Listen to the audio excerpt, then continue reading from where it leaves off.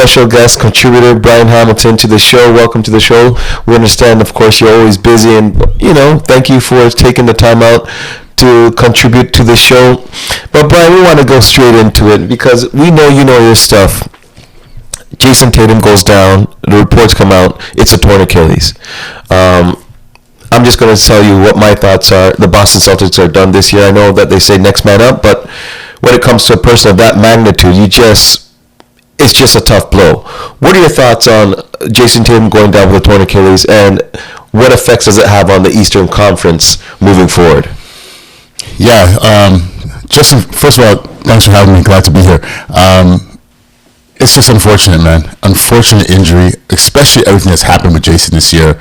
The negative criticism last year summer at the Olympics, getting benched, having an up and down season, and then this happens, and he was having such a phenomenal game.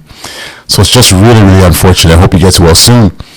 But with that being said, this is New York's conference right now. They have everything on their side. They have the best talent. They have Madison Square Garden. They should come out the East. If they don't, I'd be very, very surprised.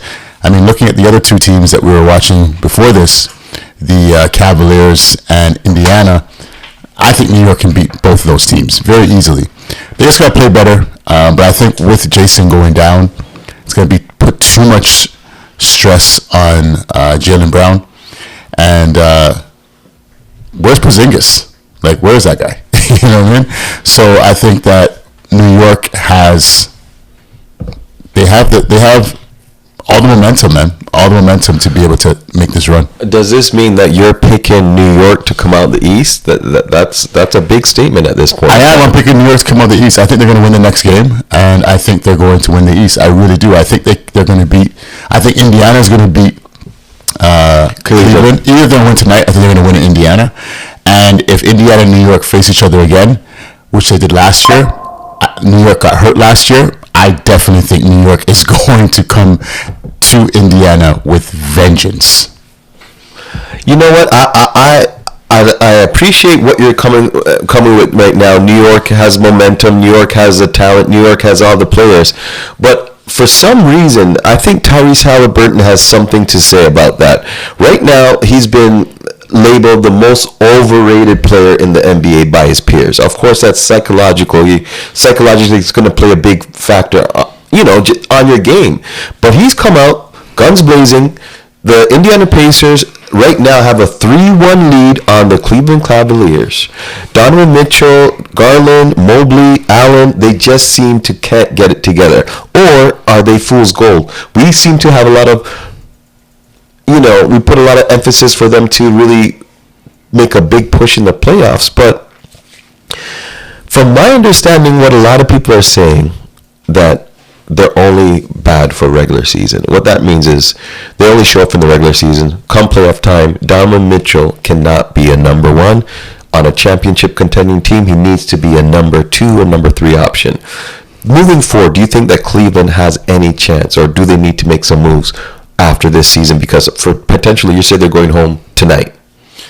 I don't think they gotta make any changes right now. I really don't. If they can pick up another player, that's great. But I also think that Indiana has had the best luck the last 2 seasons. Like every series that they've played, the main players have been hurt. They played against Giannis first round last year. Giannis was hurt. They play against Milwaukee again this year. Dame gets hurt.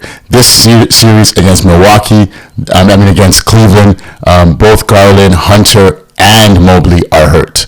And they get a couple games through that process as well. Last year, New York was hurt. So they consistently have gotten hurt teams. So, at the end of the day, no disrespect to Indiana fans, but let's be honest, man. You guys have been getting the best luck ever. So, I think if they meet a healthy New York team, this is for the first time, they will get a different outcome, in my opinion. But going back to Cleveland, I think they have enough. They just got to play better, man. I got to see what they look like healthy in the playoffs with everybody there for a whole series and see what happens. I really think if that happened, they would be, winning the series, in my opinion. I really do. Cleveland? Cleveland, yep, I really do. I really think if they had all the guys, if they had Hunter, you can even see Darius Garland right now. He's still hurt. Something's wrong with his foot, his toe. He's not moving 100% correctly. If they had all those guys for the whole series, I mean, this is a playoffs part of the game, but we also gotta, speak the facts. If they had the guys, I really think that they would be up right now, in my opinion. Well, that's interesting. I saw them play in the first, during the regular season, and I saw some holes. Not many holes, because watching them in the regular season, you would think that, wow, this team really has a chance to compete. They should not be down 3-1 to Cleveland. They should not be playing for their lives right now, based on what we've seen in the regular season. And I think what we've seen in the regular season, I know you think they have enough, but I think based on what they have shown us in the regular season, they're as good as they're going to get. But when I say enough, I don't mean a championship. Okay. When I say enough, I mean they can battle to get to the Eastern Conference Finals every single year. That type of team. Okay. I'm not talking to them as a title contender. No. Okay. Not at all. Not at all. Okay. I think Boston was, in my opinion, was the only title contender in the East. But with Jayson Tatum going down, I don't think any of these teams are title contenders. But anything can happen. You know what I mean? Anything can happen. If the right team goes to the finals, right, and the right team goes to the finals in the West, injuries, anything can happen. Anything's possible. Talking about Boston, going back to Boston, the effects that Jayson Tatum going down could have on the Eastern Conference. Now, if Tatum goes down, Boston might have to reshape their whole roster, because I don't think they're able to afford that roster. Kristaps Porzingis, he's going to be up for a contract. You got Jaylen Brown, you're paying $300 million to. You got Jayson Tatum, that's injured, but he's going to be collecting $300 million. You got Drew Holiday and Derek White wrapped up. You got the six-man award, Pritchard, he's coming out. Can they afford to keep this nucleus together, or do you foresee them breaking up? And if they have to break up, is this the last that we're seeing of the Boston Celtics? I mean, there's so many variables that goes into Jayson Tatum getting injured last night. Yeah, I was watching Wendy talk about this a couple of days ago, and because of their salaries are so high that it's going to be hard to maintain all these guys, right? But I think you got to run it back. I really do. They just won a championship. They didn't get a chance to run it back. If you're able to keep it together, if Jayson can come back maybe a year, and if a year from now it'd be the playoffs, so he'd probably have to miss another season, to be honest. But I think you got to run it back, man, in my opinion. But NBA is a business. It's a business. So if NBA is a business, then you don't know, what's going to happen from a cost perspective, if they're going to blow it up. But then what do? Do you trade? You can't trade Jaylen Brown, because if you trade Jaylen Brown, you're going into a rebuild. Right. Because you know that Tatum's not going to be available for at least a year. So if you trade Jaylen Brown, it's going to be a rebuild. And is Boston ready for a rebuild? They were on multiple championship mindsets. And think about this. Jayson Tatum and Jaylen Brown have turned Boston into an incredible winning team for the last couple of years. Eastern Conference Finals, right? So I don't know. I don't know how the Boston organization could just go from, hey, Tatum got hurt, horrible news, we're trading Jaylen Brown, yeah, actually we're going to rebuild. I think the Boston fan base would go absolutely mad if they did that. You know what I'm saying? We're just hoping that Boston has the patience to wait another, would be 2 years for them to be in the conversation of being able to compete for a title. But this is Jaylen Brown's chance. Right? This is Jaylen Brown's chance to really, to be honest, without Jayson Tatum, they still have a good team. Yeah. So this is Jaylen Brown's chance. This is Pritchard's chance. There's guys to step up and see what they can do. And if Jaylen Brown is what he says he is, and what a lot of people say he is, I think he's a number 2 option. I've never put him in front of Tatum, but there's people who do. If he's able to show that he's a great number 1 option, and he is a guy, and he is the guy, then yeah, that's a completely different story. You know what I mean? Yeah, it is a different story. So let's see what happens with Boston Celtics, what happens in the foreseeable future. Jayson Tatum, we wish you all the best of luck. Let's move to the Western Conference. The Western Conference, we're talking about Ant-Man, the Timberwolves. We're talking about the Golden State Warriors, Jimmy Butler, and OKC and Denver. Yes. So let's talk about Jimmy Butler and the Golden State Warriors. Down 3-1. The Ant-Man, of course, has gotten a lot more experience. He's still very young, but he has a lot more experience, and he's showing that in these playoffs. Julius Randle was brought over for Karl Anthony Towns, and you can see that it's paying dividends. Julius Randle, 31 points, his first 30-point game he's ever had in his whole entire playoff career, or NBA career. Yeah, NBA career in the playoffs. This team is firing on all cylinders. Jimmy Butler, I'm disappointed in, because Draymond Green did come out and said we will win the championship. Of course, Stephen Curry got injured, which changed the course of everything. But I was in Miami, and this is no lie. I was in Miami for Jimmy Butler's last game when he had the green braids. Jimmy Butler showed us that he wasn't putting any effort out. I believe he shot the ball maybe 9 or 10 times and came up with like 11 or 13 points. Last night, or the last game that they played, Jimmy Butler did the exact same thing. 9 shots. If you're the number one guy, the go-to guy, are we seeing Jimmy Butler giving up even because Stephen Curry's down and he's like, okay, the team has no chance? Do you want that kind of mentality in your locker room? Like, where's the effort? That is James Harden-esque. You know, and I'm a little bit disappointed in Jimmy. Before we talk about Denver, let's really focus on the Golden State Warriors and where they're going to move from here, because they locked him up for $160 million. Draymond Green's there for the next 2-3 years. Are you seeing Golden State's future being bright, or is this the end and they need to blow this thing up before Curry says, you know what, trade me? Well, fortunately, with them signing Jimmy to that contract, I don't see them blowing it up. I think it's going to be very difficult to move Jimmy now. And Jimmy's a weird player, right? Because like there's times when he looks like unstoppable. Like he looks like arguably one of the best players in the NBA. Playoff Jimmy. Like he just looks like wow, and then out of nowhere he'll just disappear. So I can't explain last game. Like I really can't. I thought he was going to, when Steph went down, become playoff Jimmy again. Yeah. And I've been shocked with what's happened. I don't know if he's hurt. I don't know what's going on. The only reason I say I don't think he's hurt, because he did come back in Game 7 of Houston, or Game 6, one of those two games, and had a really big game. So I don't know. I can't answer for Jimmy. I'm really shocked and disappointed in what he's bringing to the table right now. I thought he'd be a lot more aggressive. 9 shots is inexcusable. It's inexcusable. Yeah. Let's call it what it is. It's inexcusable.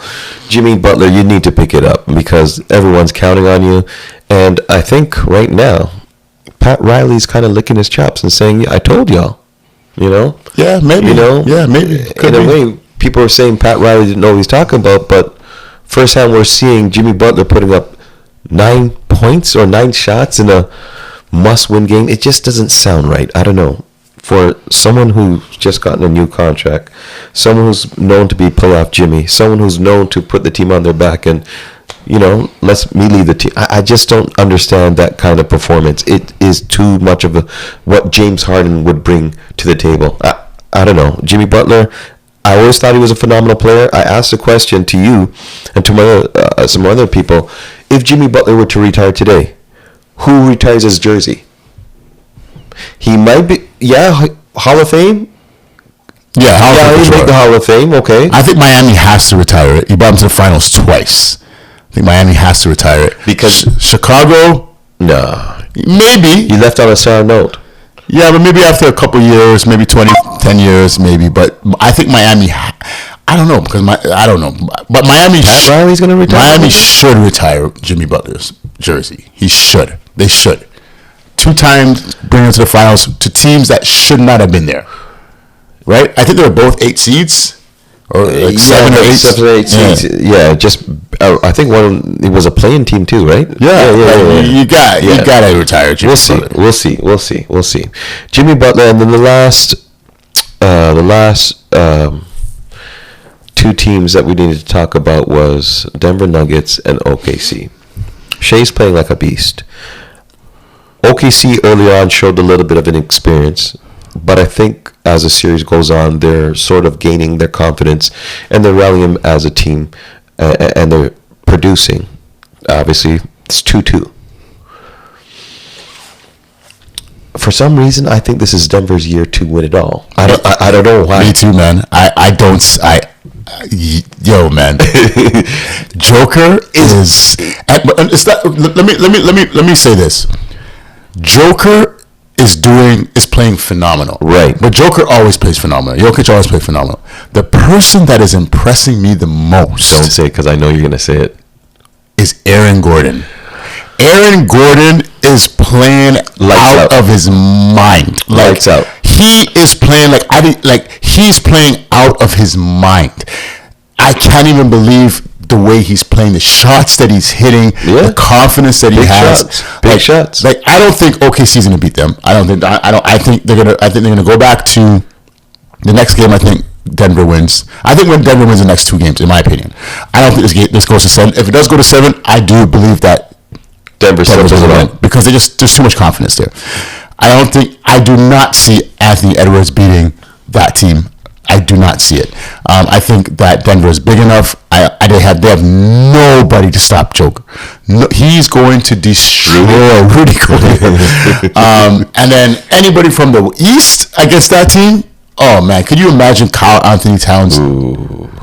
Come on, man. Like, I just think Denver's too good. Like, they're too good. And I would love to see Russell Westbrook get an NBA championship. So I'm rooting for them as well. Yeah, you know what? I think that Russell Westbrook's energy and what he brings to the team is what they're needing to bring them over the hump. 100%. Gordon was my X factor because he's a quiet assassin. Yeah, he's playing out of his mind. And I think if they can continue this, they just need Michael Porter Jr. to step it up just a little bit more. He needs to be better. Yeah, if he can just do a little bit more, I think they got all the pieces in place to pull it off. I mean, they got rid of their coach, Michael Malone, and I think that was the best decision ever, too. Like, they seem like they're happier. Right. That coach works. More free. You're going to see, even in his... They're enjoying the game. In his press conference... when he speaks, it just seems like he's just so positive all the time. Yeah, when Mike Malone he was very negative. He always was trying to. He rallied the team in a way of like putting them on blast. Yeah. Where this coach is a lot more positive in the way in his approach, and I think those guys resonate better with that. Should be interesting. So we're saying Denver Knicks finals. The way I'm seeing right now, yep. Unless Anthony Edwards plays out of his mind, which he is capable of doing. We've seen it. But yeah, I think Joker and Aaron Gordon tandem is tough to beat, man. I'm gonna call long shot. I'm gonna say that Indiana Pacers might just screech it out and make the final. I wouldn't be surprised. If that happens. I wouldn't be surprised. But I'm not wishing injuries on anybody, but it seems like anytime a team plays this team, someone gets injured. Yeah, some voodoo guy in the back. Yeah,